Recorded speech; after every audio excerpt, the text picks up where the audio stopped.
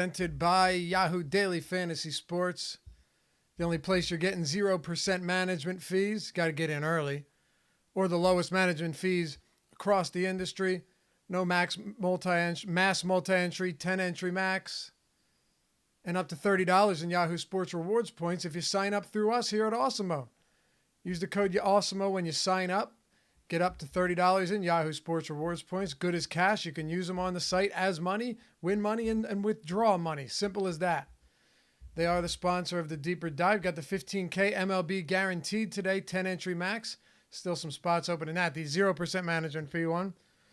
No RAKE has already filled up. So get in on that early. And if you haven't checked it out yet, use the promo code AWESEMO to get a little something extra when you sign up and deposit. Adam, what's good, brother? How's it going, man? How's your Friday? Doing all right. Not bad. Got my bachelor party tomorrow. Going to AC for the weekend with the fellas. Okay, nice. Should be fun. Well, might not remember it, but it should be an enjoyable time. No, I can't do it like that anymore. I went out last night and I didn't go crazy or anything. I had a few drinks and woke up this morning. Like the show this morning with Josh, I thought I was gonna die. I don't. And I mean, I drank probably less than I did when I would pregame parties in college. It's getting old. 100%. Here, it's funny. SJM says Laffy getting married. Bro, I've been engaged for 3 years. Yeah, I just thought you were already married by now. Exactly.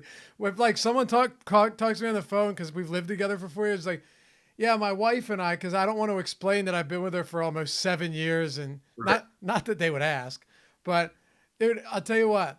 People will ask me oh, why don't you drink much anymore? I don't drink much anymore because the feeling the following day is not worth the feeling the night before anymore. Yeah, it's miserable. It really is. I wake up like an old ass man hungover. I can't even really eat. I got a wicked headache. It's horrible. And I don't smoke pot anymore, so I can't just take care of it real fast. Right. And then I eat so bad the next day to try and feel better. Oh God, straight to McDonald's. I had 2 crab mac and cheese hot dogs today. Oh, that's a lot better than McDonald's. They were good. Oh yeah, I'll eat anything greasy. Just Yeah. give me something disgusting and greasy with a soda, and you feel a little bit better. But then after the hangover goes away, you feel worse from the food that you ate. Right. It's a miserable experience. We'll have a good time though, and then I'll obviously be back for next week. But anyway, that's Adam Scher. I'm Dave Lochran, and we've got a 14-game slate. I want to ask you before we jump into any of this. Do you think, and I'll tell you right now, I do think this, that it's a night to go pretty concentrated on pitching? For me, it's 5 guys. What about you? Yeah, I have in the initial crunch I did before the show, I was getting to more than 5 guys, but pretty concentrated on the guys at the top, and then kind of just spread out to a few others. All right, let's just dive into it. 14 games to go. New York Yankees, Houston Astros, James Paxton, Brad Peacock. You and I discussed this before we started streaming. I'm a little bit less enthusiastic about Paxton, I think, as you are. I wouldn't even make arguments against it because I understand that Paxton never belongs at that price point. And he actually has had some really solid outings against Houston in the past. And this Houston lineup, even though Jose Altuve's back, is still shorthanded. But that's a price range where I normally would be all over it. And I just feel like there's a few guys, not just Aaron Nola, in that range that I like a little bit more today. Explain to me why you're coming in on a good amount of Paxton. Obviously, he's cheap, but there's got to be a little more to it than that. No, that's pretty much it. He's just not. He's just better than the price tag. The matchup isn't great against Houston, or I would have a lot more. But you rarely are going to get Paxton down around 8K on DraftKings or 43 on Yahoo. On the 2 pitcher sites, not as necessary on FanDuel. I don't think at 9,200, but it's really just the price tag on him. The velocity in his last start was up a bit. Not that it had really been down since coming back from injury, but it was the highest average velocity on his fastball he had seen, and so that's obviously good. And he has so far this season the third highest strikeout percentage on the slate at 30.5%.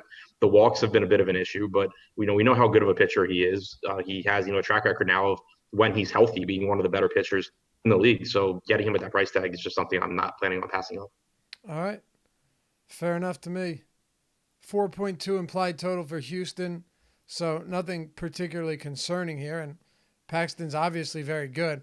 But by the way, the walk rates have been exclusively against righties, the walks, but he really hasn't faced many lefties. He's not going to face many of them today. I guess we'll see. You know what is interesting, though? Usually a guy with a swinging strike rate this high would have a higher called plus swinging strike rate just by, just because you're going to get a decent amount of called strikes to accompany that 14.5%. He's only at 29% this year, which I found kind of odd. Yeah, that is surprising, especially because of how many swinging strikes, Right. like you said. He does have the fifth highest two-strike percentage, though, which is obviously really good, behind only Paddock, DeGrom, Cole, and Caleb Smith. 34.6% of his pitches this season have been with two strikes on the batter. So not only does that obviously put you in a position to pick up strikeouts, but it lowers the quality of contact. When they do put the ball in play, it's generally just not hit as hard on average. So really favorable situations for Paxton. All right. Brad Peacock, he's good against righties, but he was due for some regression here. Just like all these underlying numbers suggested that he's good, but he was getting pretty lucky. He's definitely a lot better against righties, and he's going to face 7 of them today. But one of them's Aaron Judge, another is Sanchez, another one's Giancarlo Stanton, one of them's Edwin Encarnacion, Gleyber Torres. Like, what a gauntlet to get through if you're any pitcher from either handedness.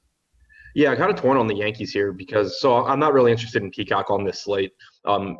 It would be one thing if you didn't have Paxton and Nola and Sonny Gray all at this price point, but I don't really feel the need to get the Peacock here, even though he has been really good against righties. But I'm kind of torn on the Yankees because on one hand, you obviously have a ton of upside now that you have Judge and Stanton back in the lineup. That's just a ton of power in there.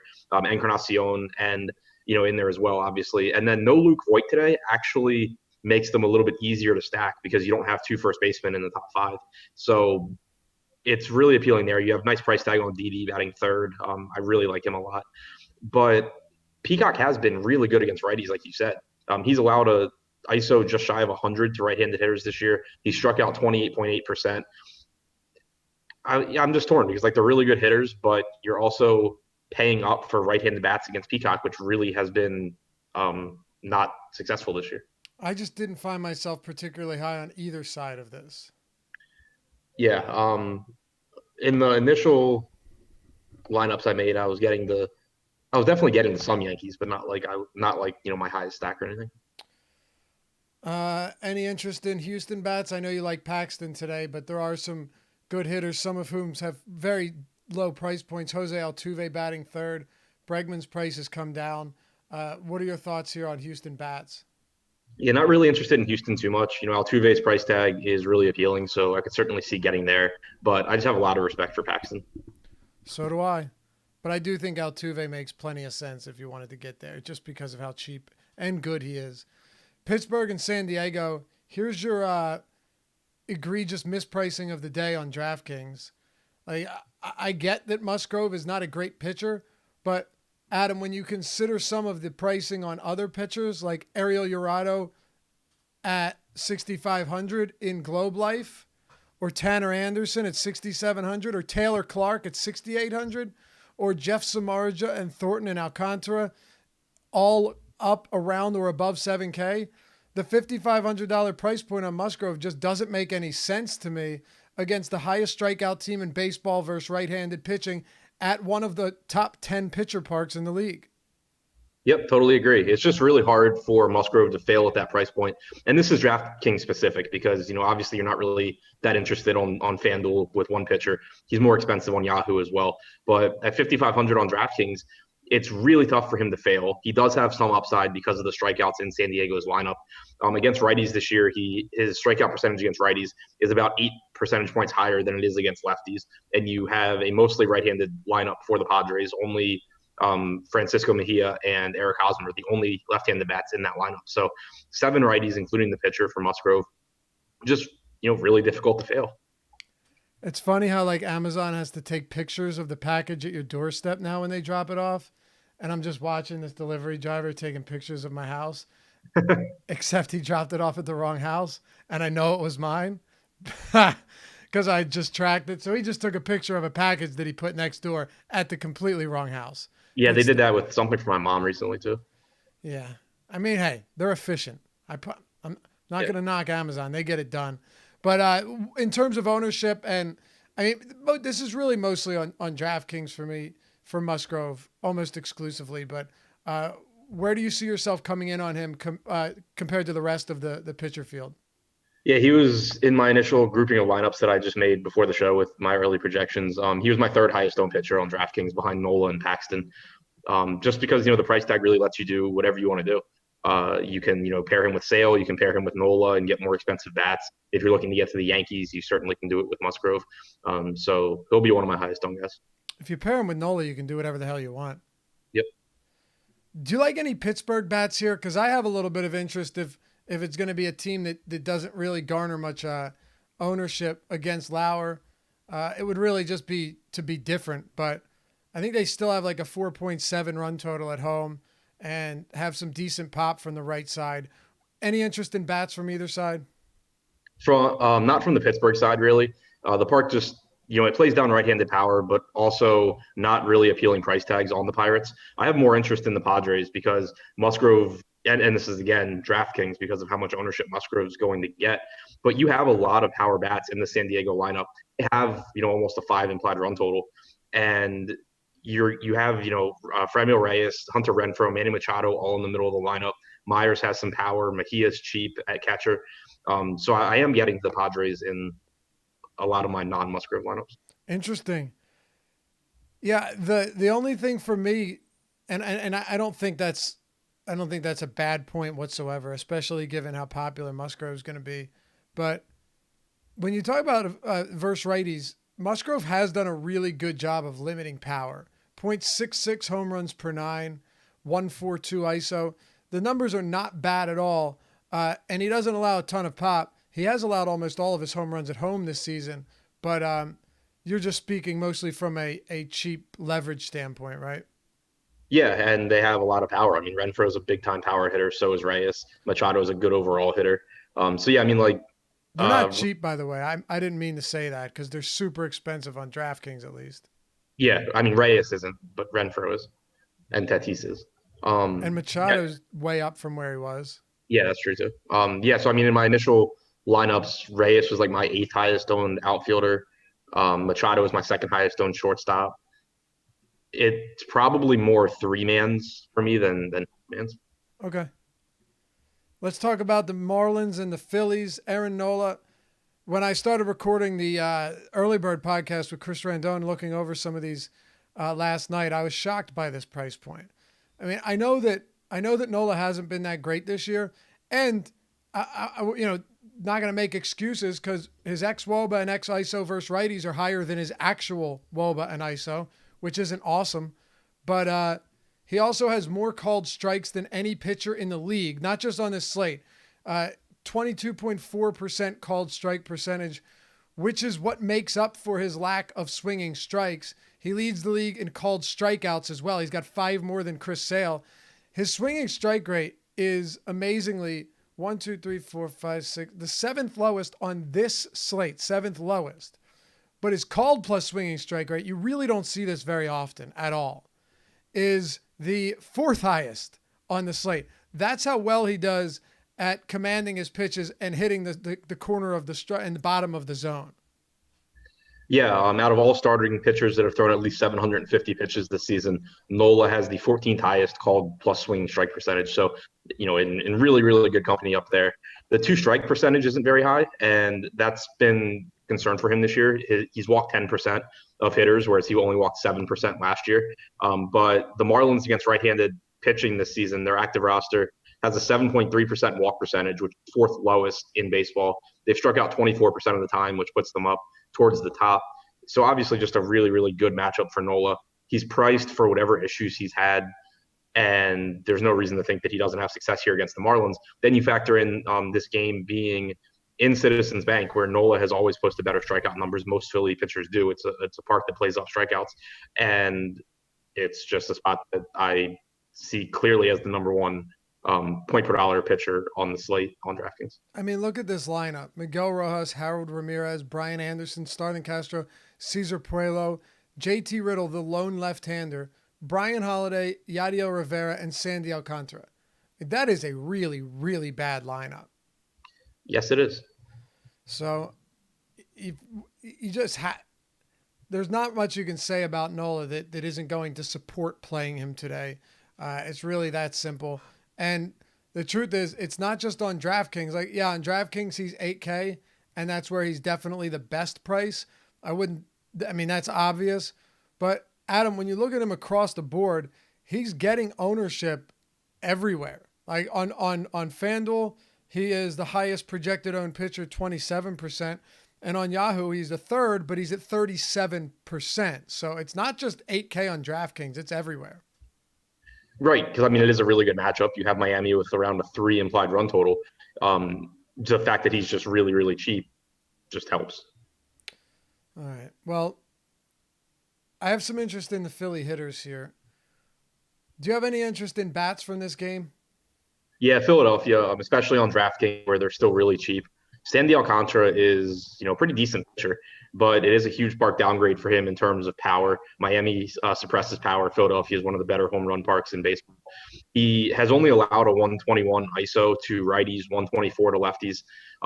Struck out 21.5% of righties, 13.5% of lefties. So below average strikeout rates, but a lot of power in the Philadelphia lineup. They're running out the same top of the order as they did yesterday, with Harper leading off. Segura dropped down to fifth, but it just gives you the top of the order is just, I think it's perfect. Harper, Hoskins, Bruce, Real Muto, like those are the guys you want getting the most at bats. And so I like that they've kind of all shifted up a little bit. So I am getting the Philadelphia a lot. Yeah, I do like this. The reconstruction of the lineup because they've been playing so poorly. This is one of those nights where I think the Phillies get some early runs against Alcantara and then hopefully get to the Miami bullpen as well. Talking about the Marlins or the Nationals and the Atlanta Braves, Steven Strasburg and Dallas Keuchel. This game is very close to what we've called a Manny special for me, mainly because how do I justify going to Strasburg, who, by the way, has a very solid track record against Atlanta for whatever that's worth. But how do I justify going Strasburg when there's Chris Sale, Trevor Bauer, and then even Walker Buehler, who I would have a very tough time getting to, but is also in a very good spot as a huge favorite. Lowest total of the slate goes to Colorado, tied with Toronto. So that's where I'm at. It's just one of those nights where I would have a very difficult time rostering Strasburg. And with Dallas Keuchel, I've always liked him. But when batter stopped swinging at his slider out of the zone, he had to adjust, and he just went purely to contact. I don't know if I could reason paying that much for him against a lot of good righties at Nationals Park. Yeah, the only thing I'm really getting to in this game is Nats bats, because there are some favorable price tags with this lineup. Brian Dozier's hitting fifth, 3,700 on DraftKings. Victor Robles is up to sixth. I like the price tag on him. You get cheap Gomes, cheap Michael A. Taylor, but also, Anthony Rendon, just a really, really good hitter, hitting third here. We don't know what we're going to get from Keuchel. It's his first start of the year. He, like you said, he's someone who pitches to contact, generally does a good job of keeping the ball on the ground and limiting power, but he does pitch to contact. You do have cheap bats that have power here. So I am getting to Washington stacks. All right.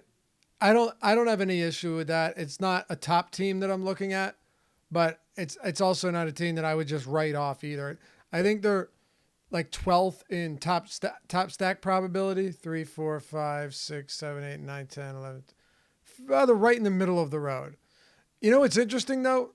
We have them projected for higher ownership percentage than their top stack probability. Kind of surprised me today, but I guess nothing should anymore. And people haven't seen Dallas Keuchel pitch in a while. Yeah, in the initial lineups that I made, Rendon's my highest owned third baseman. Dozier's my second highest owned second baseman. So those were the two really standing out. Okay. Anything else from this game?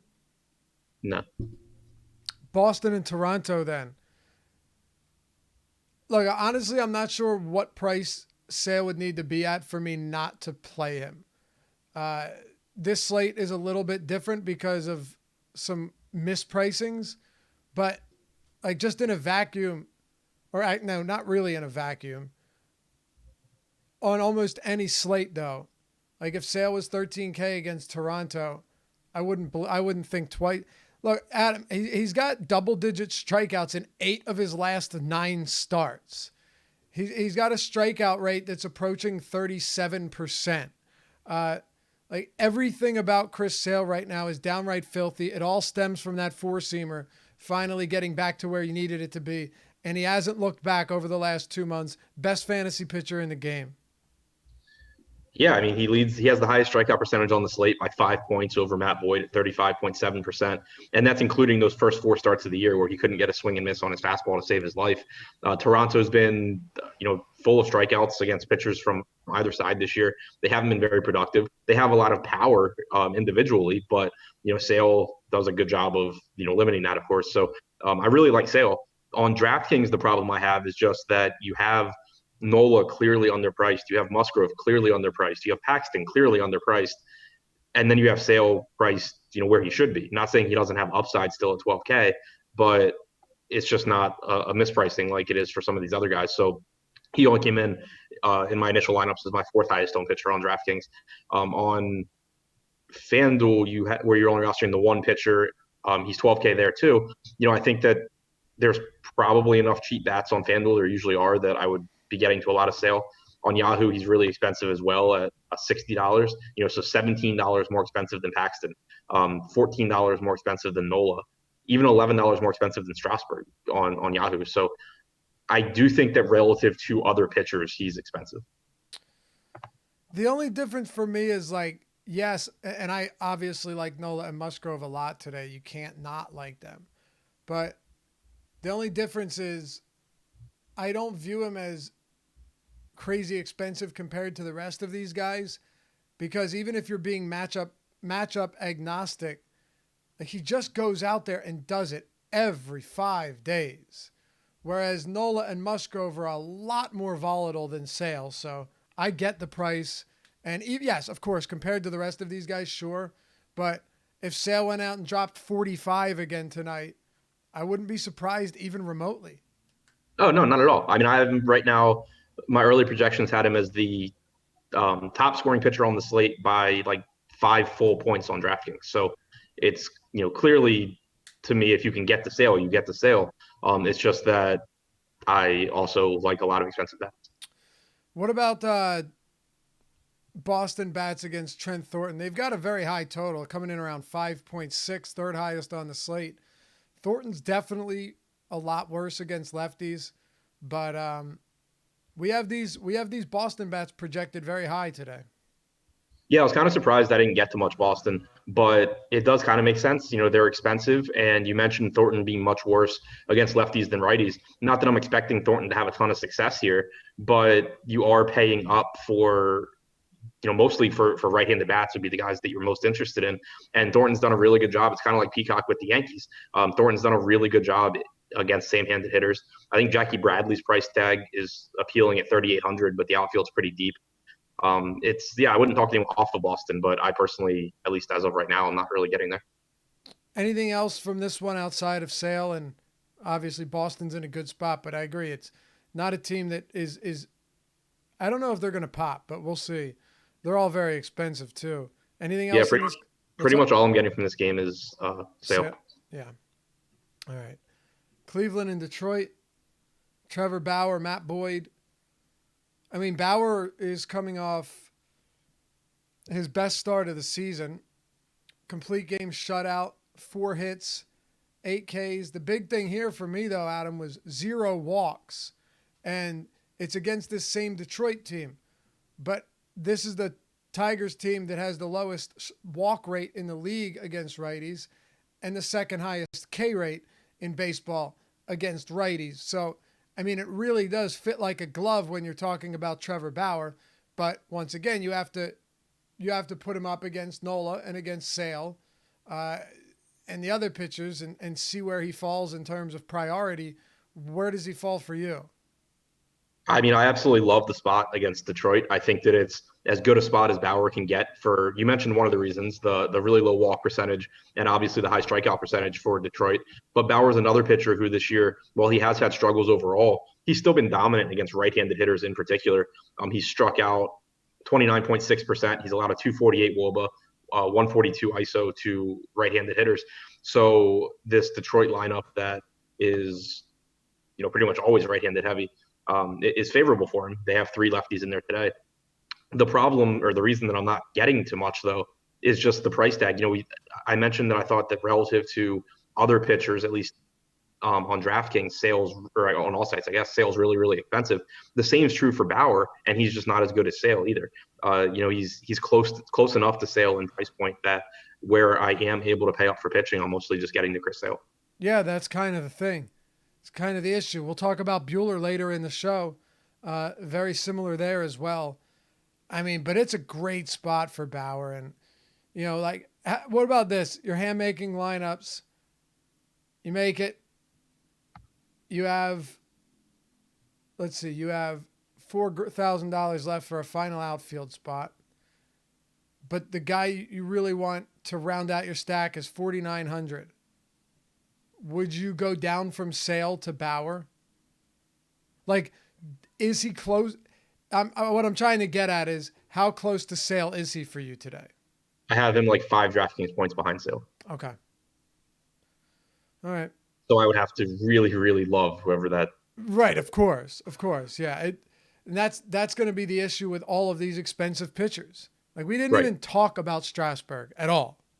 Right. Yeah. And also just, again, to reiterate the way that the rest of the slate shakes out, I have him at 4.5 or 5 points lower than Sale. I have him like half a point better than Aaron Nola.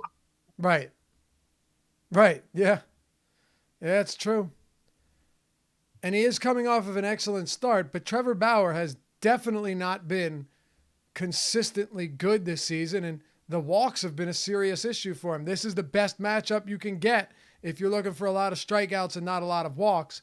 But again, if I'm going to pay up, you just know that every day Sale is going to give you, of course he'll get blown up today, but you understand what I'm saying. Right. Yeah. It's really it's a really weird pricing slate for me. I absolutely love the matchup for Bauer. I expect a very good game from him. I just don't think he'll be in a lot of my lineups. Do you have any Cleveland interest against Boyd or any interest in Boyd himself? I have a little bit of interest in Boyd. Cleveland's a pretty bad strikeout matchup. They're one of the lowest strikeout percentages against left-handed pitching this season. But Boyd is really, really good, and he is discounted. You're getting him $1,400 less than Bauer on DraftKings.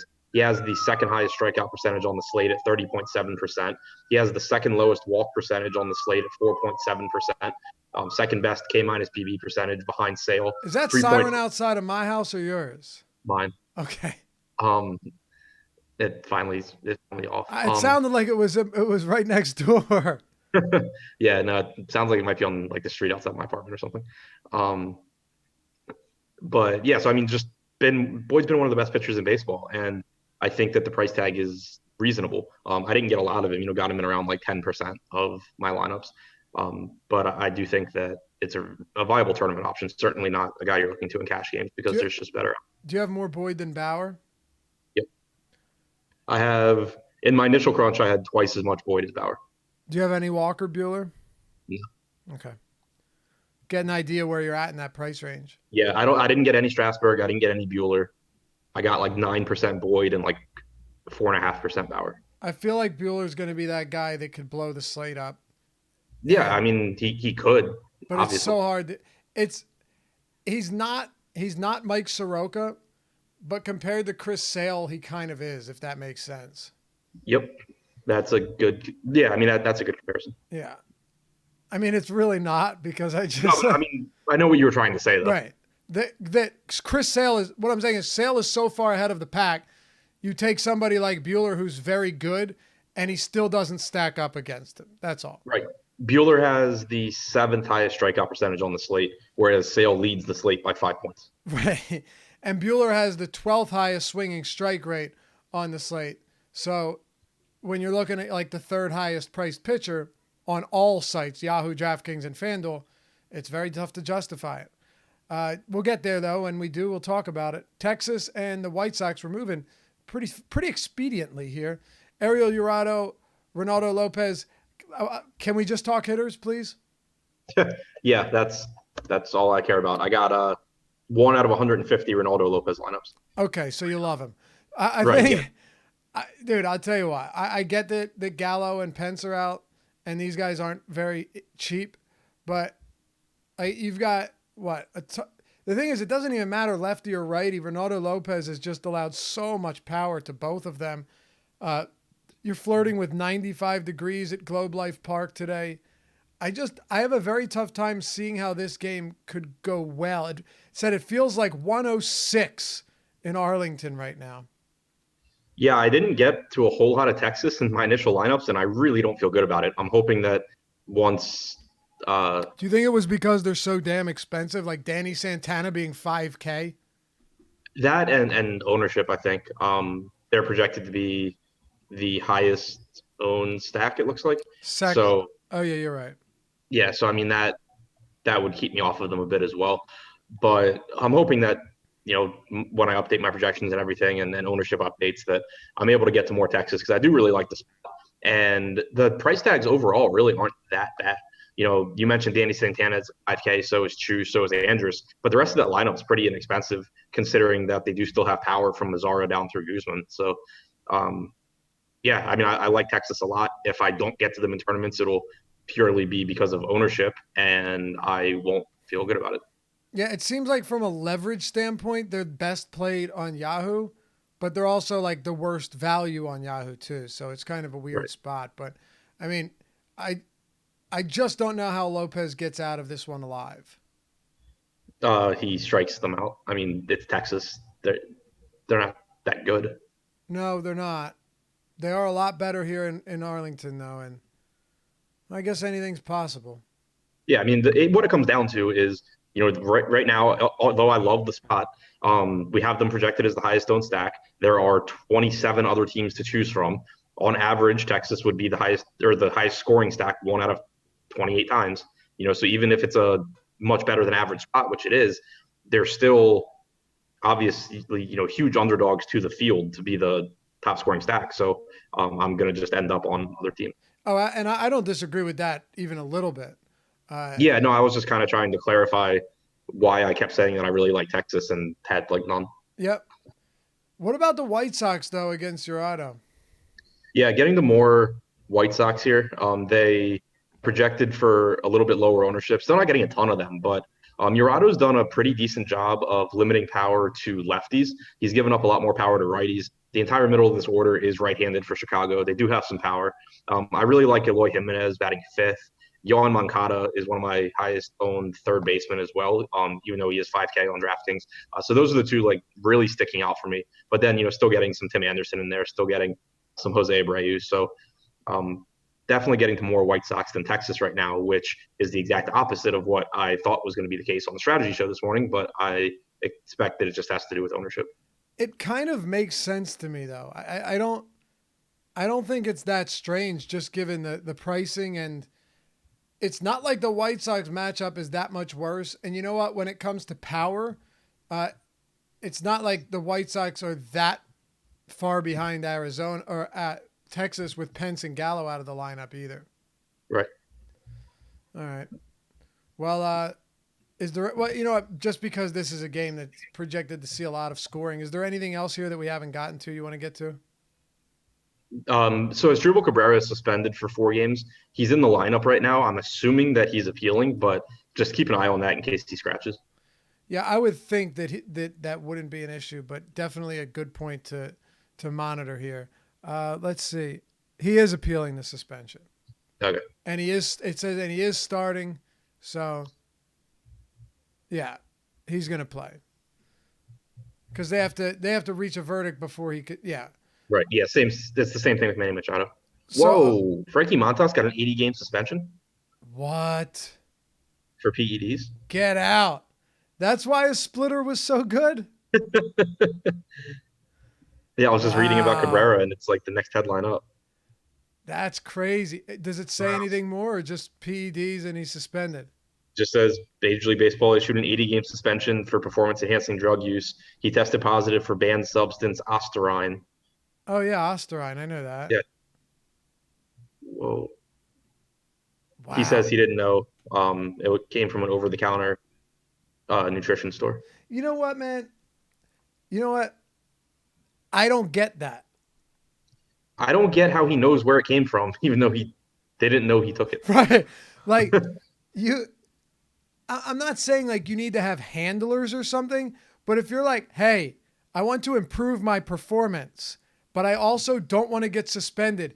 Can you figure this out for me?" Like, what are you doing going to the local nutrition store and grabbing something from behind the counter? Like what Right. I mean, when I don't know, when I was younger and like cared about being in shape more and stuff, like I asked my doctor before I took like supplements and stuff. Oh, I Like, didn't. I was all about those testosterone boosters, but I wasn't getting drug tested. well, and that's what I was gonna say. Like, I wasn't getting drug tested. I didn't need to be careful about it, other And than you health still reasons. were.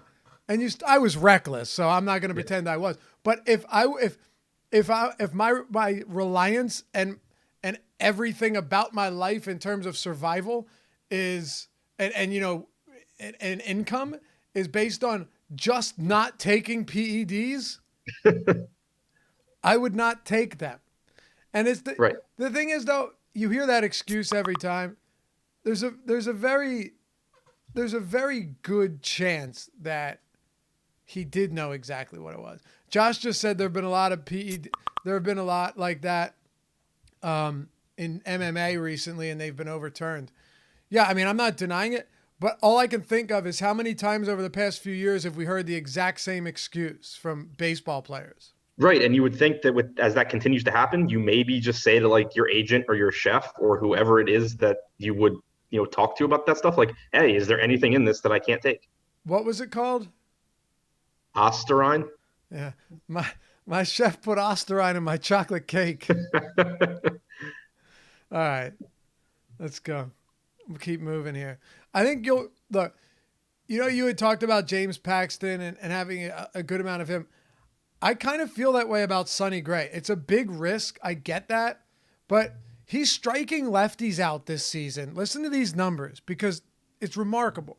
He's striking lefties out on the year at 31%, 31.8% with 25% K minus BB rate, 218 WOBA, .077 ISO, half of a home run per nine, a sub one whip, and a 258 xFIP. That's against lefties.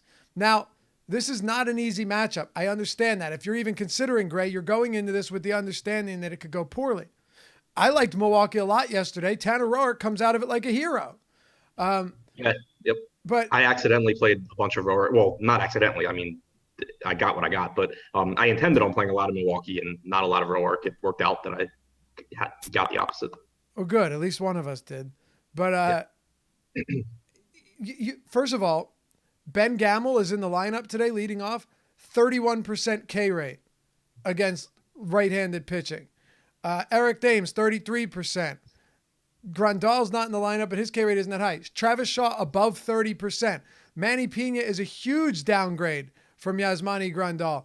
Of course, and no Ryan Braun in the lineup either. Of course, you have to get through Yelich, and there's Kane, and of course Moustakas, but like this is not a low upside matchup for Sonny Gray, who is at a bad park, but has done a fantastic job of suppressing power this season. I'm buying into it, and I think if he was going to get any lineup outside of Christian Yelich being out or Moustakas, this is a good one, and the K rate on Ben Gamel only makes it more appealing.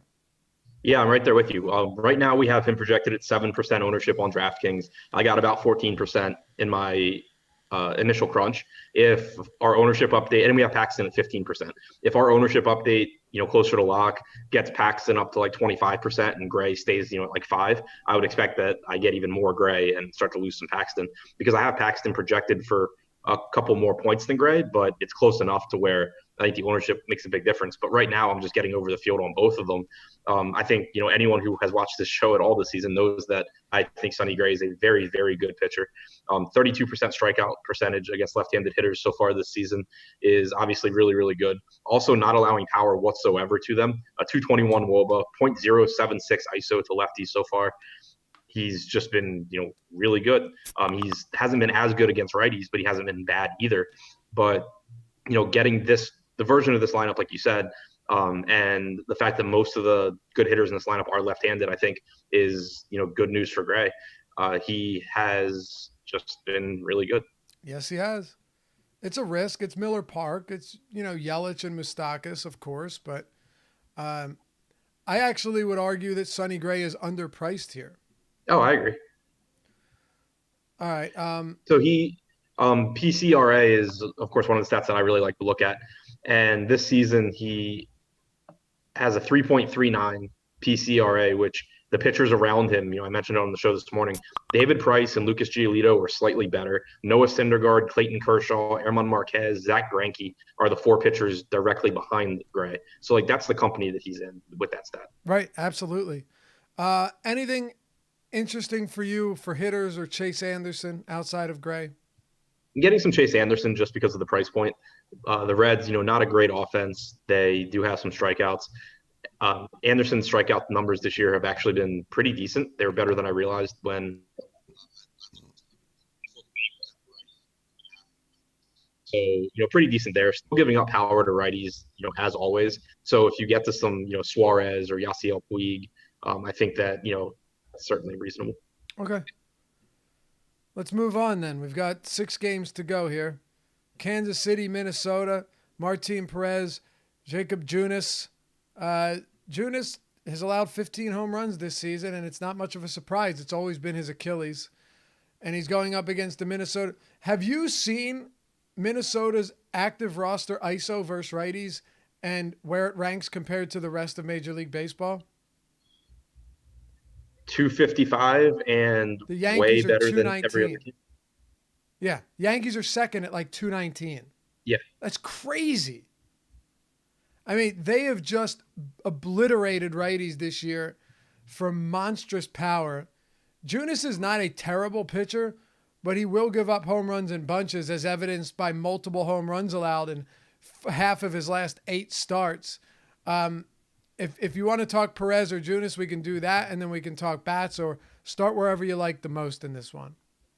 I like Minnesota bats the most. Junis not striking guys out this year, still giving up home runs.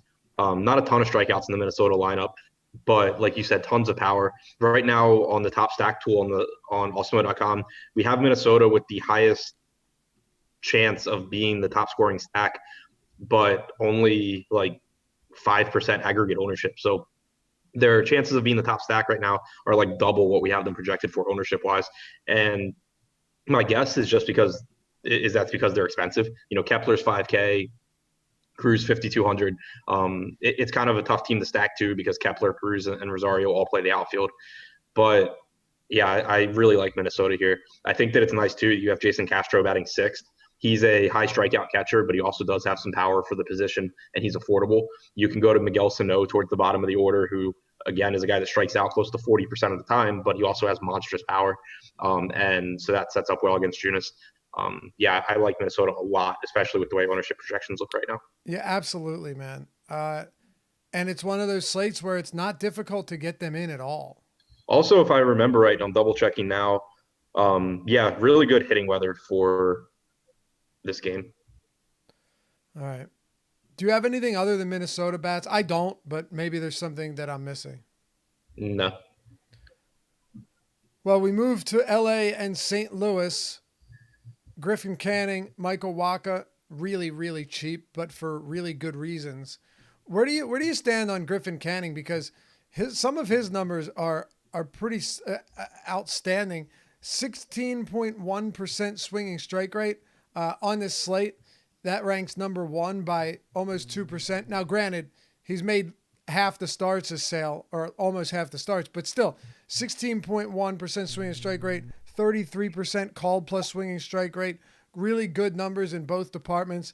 He is giving up some power, though, And that's what always makes it a fascinating matchup for either side of this one. But against righties, he's striking them out at 25%, 28% for lefties. He isn't walking righties, but he has given up, a decent amount of power. Has a 4.5 xFIP against them as well. Where do you land on this matchup for Canning against St. Louis? Overall, I think Canning's a pretty decent pitcher. I think he has good stuff. I roster him a lot, but this isn't a slate where I think I'll be doing it, because he is more expensive than Gray and Paxton and Nola. It just gets really, really tough to get there. St. Louis is a team that, while I don't have a ton of exposure to them overall, because I do think Canning's pretty good, their price tags are very affordable. They're my highest owned stack in my Chris Sale lineups, it looks like, which I think makes sense when you have, Carpenter and Goldschmidt below 4K. De Jong's only 4,100. Martinez and Molina are really cheap. Like, the whole team is just really, really, really inexpensive. So they are a high upside a high upside stack that you can pair with Sale. Yeah, absolutely. Yeah, they're not paying much for them at all, at least not collectively. Goldschmidt and Carpenter and really all of them are giving you really solid price points. Even Ozuna's price is way down. I have respect for Canning, but I also acknowledge that he can give up some power, and that's what you're looking for. What about the Angels here against Michael Wacha? Kind of surprised I'm not getting more than I did, because I really don't think Waka's any good. I got to like 10% Waka on DraftKings just because he's 5K, and that's really the only reason. But I prefer the Angels bats if I'm only choosing one side. Mike Trout is my highest owned outfielder, which I don't think is surprising. Justin Upton's inexpensive. La Stella is an okay play. I would like the Angels more if Ohtani were in the lineup, but he won't be since it's in the National League. All right. Anything else here? No, yeah, I think it's just from the Angels, I think it's more one-offs for me than anything. What are your thoughts on this Arizona-San Francisco game? You have Taylor Clark, Jeff Samardzija, very high total for the Giants. You usually don't see that for such a bad baseball team. But I do think that if you're looking to pair, and I don't think it's necessary, but either paying up for Sale and pairing him with Nola and then having an expensive stack. You've got the San Francisco Giants that are going to have a bunch of lefties in the lineup at a great park. Chase Field isn't even that great for hitters, but it's still a great park shift away from the Oracle Park. Do you have any interest in San Francisco bats like Belt and Crawford and a few of these guys who are actually going to have decent ownership today? Yeah, I think they're just going to be overowned. They're one of the really obvious teams that you can get to with Sale. They're really cheap. You can do whatever you want at pitcher. They have a reasonable implied run total. But the problem with San Francisco, and Josh and I talked about it a bit this morning. So the Giants have the fifth lowest ISO against right-handed pitching this year at 160. Taylor Clark's not good, but even like if the Giants score 7 or 8 runs, let's say, it's much more likely that it's just singles and doubles and just hits being strung together and scoring runs that way than it is that they're just blasting home runs all over the place. And so that isn't what wins you tournaments unless Sale goes for 60 and a bunch of other pitchers do really poorly that we're not expecting. So it's just still not a good enough offense for me. Like, I would rather go to the Cardinals because even though they have their own issues this year and they're facing a much, much better pitcher in Canning, they at least have guys that do have tons of power as opposed to the Giants who have Brandon Belt. Yeah, absolutely. I agree with that entirely. Okay, so what in this game do you like most? It's a good question. Nothing. No? All right. I think David Peralta might be my highest owned hitter from the game right now at like 4%. Okay. You see, I like Peralta quite a bit, but like Ketel Marte is really expensive, and yeah, it's tough to get there. They have lower ownership than top stack probability, which is nice, the Arizona Diamondbacks, but it's not a crazy high margin there whatsoever. And I'm with you. I do like Peralta. It's just that he's an outfielder. A lot of my stacks have really good outfielders. Yeah, makes sense. Yeah. Oakland and Tampa Bay. How about this one? Jalen Beeks expected to be your long reliever here. Kittredge opening it up. and then Tanner Anderson. Tanner Anderson for Oakland. Actually, his first start was a decent one against the Tampa Bay Rays, and his second start against Seattle was decent enough. But I mean, there's no way I would pay for him here. I played him when he was 4K flat, but that's a whole lot different. Right. Yeah, you and I both played him against Tampa in that first start. I played him because you had mentioned it being viable enough. I wasn't really on him, but you had mentioned it on the show. Yeah, I mean, listening to me is usually a good way to go. Man, but what type of asshole takes a compliment and throws it back with some asshole remark? That is something else, man. You are a special breed. Go ahead. But yeah, so I mean, I'm getting the Tampa bats here actually. Not a good park, but Austin Meadows is affordable. Brandon Lau is affordable. They just have power in this lineup that's pretty affordable. So, not my favorite full stack, but Austin Meadows right now is one of my highest owned outfielders. Brandon Lau is my highest owned second baseman at the moment. So those two in particular are standing out. Yeah, but the game in general, Meadows and some of these Tampa bats, yes. What about Oakland hitters against Beeks? I mean, he's been pretty good. This is not a good park for hitting. Beeks has allowed 1 home run in 56 innings, and obviously we're looking for some power. We don't know how long he'll go. I know you have guys like Chapman, that can make a splash, and this team can get very righty heavy real quick, but do you want to do that against Tanner or Jalen Beeks? I'm not really getting the Oakland here. The price tags on Oakland are fine. Like you get a lot of power for those salaries. Chris Davis and Chapman and Scotty, but I'm not really getting there. Awesemo.com membership. Get 50% off if you use the promo code Deeper Dive, all one word, Awesemo Plus. You're talking about our ownership projections, the player projections, the top stack tool. We reference all of them on the show every day. And Alex Baker, Awesemo himself, uses them every single day for his own projections. We got the lineup cruncher or lineup builder, fantasy cruncher add-on articles from myself, from Adam, from Josh, from Jake, from Ben, from all the guys that are working around the clock to put out the best content possible. All of that at awesemo.com. When you sign up, though, use the promo code or the sign-up code or Deeper Dive, all one word, Deeper Dive, because you want to be able to get 50% off that first month when you test drive it a little bit. All right, we've got only 2 games to go. Man, we're going to come in. We didn't think we'd get through this in an hour. We would have been like perfect in an hour.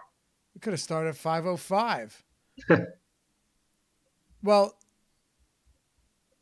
that's all right. I guess we're probably not going to spend a whole lot of time on these either, but we will do it anyway. Did you have anything else from this game, though, before we move forward? No. All right. Dodgers, Walker Buehler, Colorado. I've kind of mentioned it a few times throughout the show. There would be many a slates where Walker Buehler is my top pitching option by a mile. It just so happens the way it breaks down on this one that he isn't. And for obvious reasons. But, if you wanted to make an argument for him, he's a really good righty. The Rockies have a 3-run total. It's tied for the lowest on the slate. He's a huge favorite. The Rockies away from Coors have the 4th highest K rate. They're 28th in WRC plus. But they also have Arenado and Blackman and Story and Daniel Murphy. Whereas the Tigers don't have that. The Blue Jays don't have that. And that's kind of what factors in heavily here is as good of a spot this could be and as high of an upside spot. It feels just like unnecessary elevated risk for a guy that isn't discounted enough from Sale or even Bauer to get there heavily.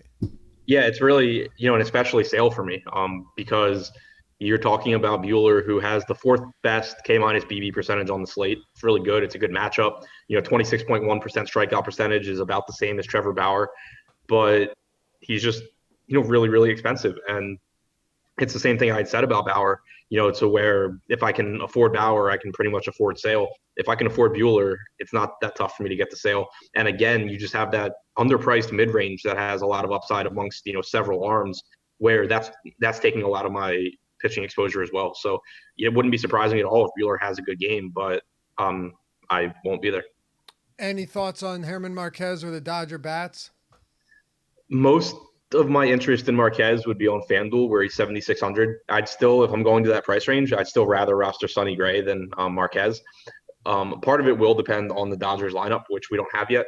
But Marquez's strikeout numbers last year and this year both have really dropped off against left-handed hitters compared to righties. So if we do get a left-handed heavy lineup from the Dodgers, as I would expect, that takes some appeal away from Marquez. And it's obviously just a really, really good Dodgers team on a slate where we have a lot of good pitching facing really bad teams. So it feels pretty unnecessary for me on DraftKings or Yahoo.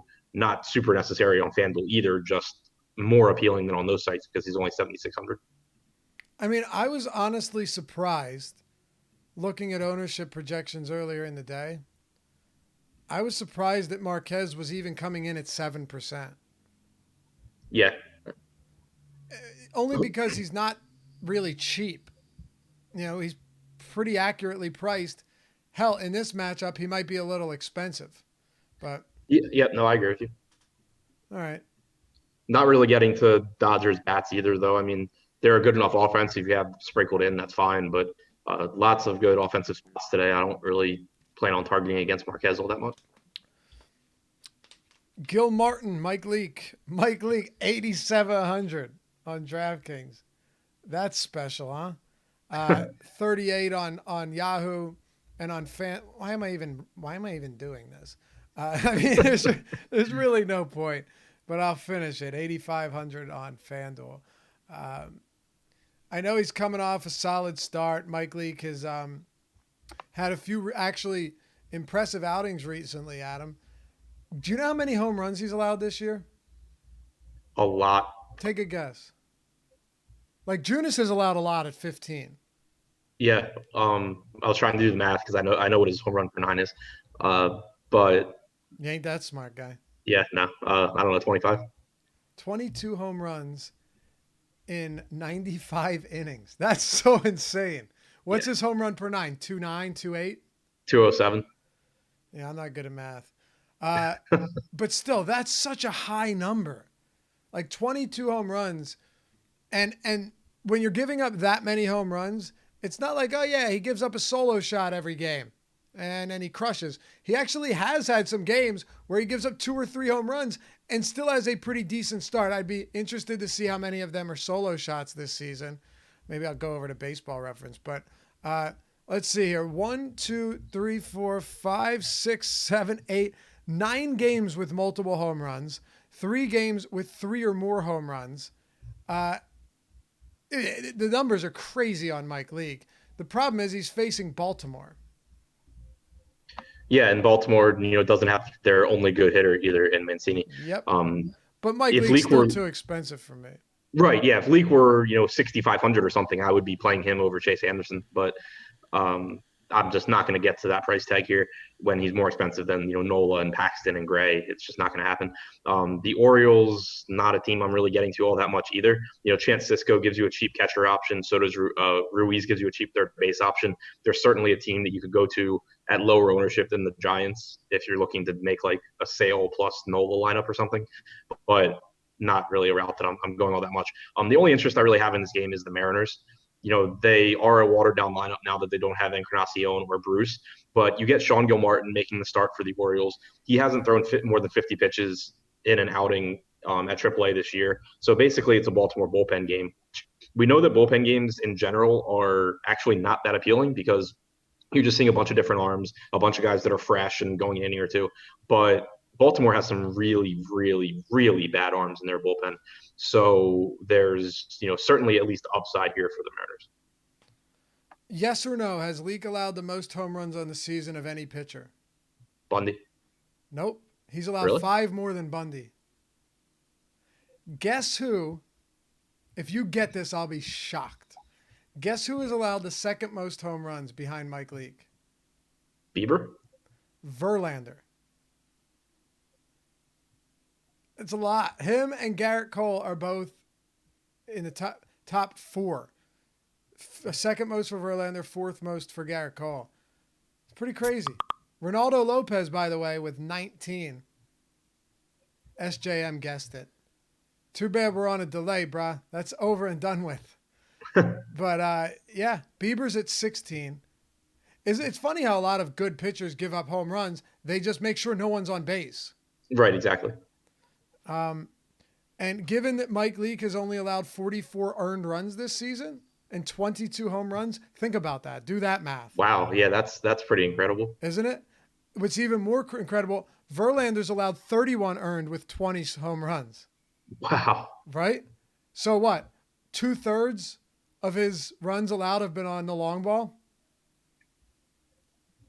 Sure. Crazy. It's crazy. Yeah. All right. Anyway, is there any, do you want to talk about anything else on this game? No. Okay. Neither do I. We can give our top stacks, though. What do you got here? Let's see. As of right now, looks like Yankees, Phillies, Twins. Okay. Yeah, I'll go with that. White Sox? Yeah, White Sox. All right.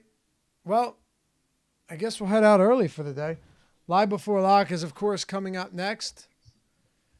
You know, we got the strategy show every day, Deeper Dive, Live Before Lock. Are you on tomorrow morning? Yeah, it's Josh and I tomorrow morning. Josh and you? Okay. And I'll have the deep dive article out tomorrow too. At some point, yes, he will. Yeah, hopefully before lock. What a thing to say. He's joking, by the way. Sign up using the promo code AWESOMO. Yeah, but Jake and Josh coming up Live Before Lock. They're going to close the work week out for you. Hey, before you head out, you want to stick on the channel, of course, hit us with a thumbs up. Like the video if you enjoy the content. You want to see more of it. It helps us out greatly. It does a lot for us, and we greatly appreciate it. Subscribe, hit that notification bell as well. Have a good weekend. Adam and I will be back with you on Monday, along with Alex Baker, Awesomeo himself, to start the Deeper Dive all over again for next week. Good luck tonight. Catch you back here after the weekend.